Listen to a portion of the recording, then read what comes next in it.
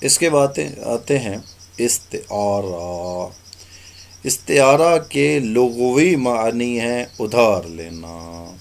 استعارہ سے مراد ہے کہ کسی چیز کو اس کی مشترکہ خوبی یا خامی کی بنیاد پر ہو بہو دوسری چیز قرار دیا جائے۔ مثلاً میرا بیٹا شیر ہے۔ تشبیہ اور استعارہ میں فرق یہ ہے، تشبیہ میں کی مانند قرار دیا جاتا ہے، استعارہ میں وہی چیز قرار دیا جاتا ہے۔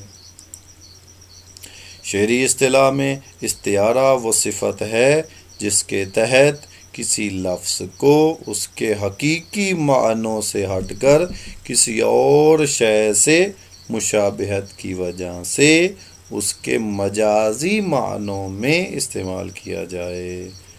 مثال کے طور پر یہ سنتے ہی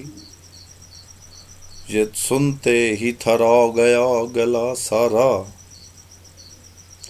سنتے ہی تھرا گیا گلا سارا، رائی نے للکار کر جب پکارا۔